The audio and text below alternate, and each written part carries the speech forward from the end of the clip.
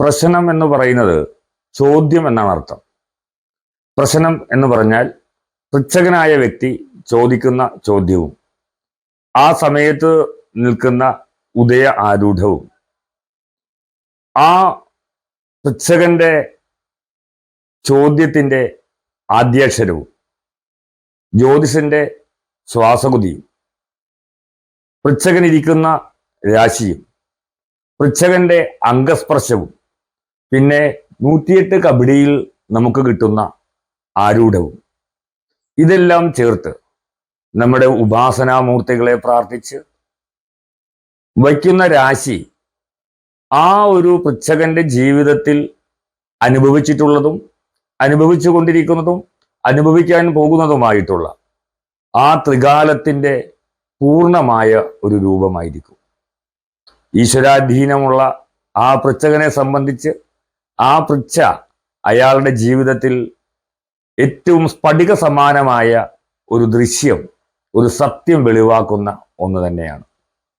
ജ്യോതിഷത്തിന്റെ ശരിയായ വിനിയോഗം കൊണ്ട് തീർച്ചയായും ഏതൊരാൾക്കും അയാളുടെ ജീവിതത്തിലെ പ്രതിസന്ധികളെയും പ്രതിബന്ധങ്ങളെയും തരണം ചെയ്തു കൊണ്ടുപോകുവാനും വ്യക്തമായൊരു കാഴ്ചപ്പാടോടുകൂടി ജീവിതം നയിക്കുവാനും സാധിക്കുന്നു എന്നുള്ളതാണ് ജ്യോതിഷത്തിന്റെ അല്ലെങ്കിൽ ജ്യോതിഷ ശാസ്ത്രത്തിന്റെ ഏറ്റവും വലിയ ഒരു ഗുണം എന്ന് പറയുന്നത്.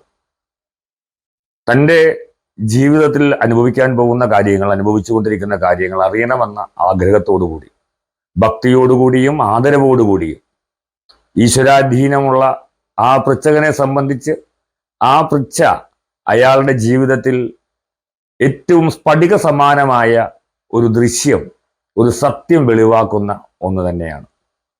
ജ്യോതിഷത്തിന്റെ ശരിയായ വിനിയോഗം കൊണ്ട് തീർച്ചയായും ഏതൊരാൾക്കും അയാളുടെ ജീവിതത്തിലെ പ്രതിസന്ധികളെയും പ്രതിബന്ധങ്ങളെയും തരണം ചെയ്തു കൊണ്ടുപോകുവാനും വ്യക്തമായൊരു കാഴ്ചപ്പാടോടുകൂടി ജീവിതം നയിക്കുവാനും സാധിക്കുന്നു എന്നുള്ളതാണ് ജ്യോതിഷത്തിന്റെ അല്ലെങ്കിൽ ജ്യോതിഷ ശാസ്ത്രത്തിന്റെ ഏറ്റവും വലിയ ഒരു ഗുണം എന്ന് പറയുന്നത്.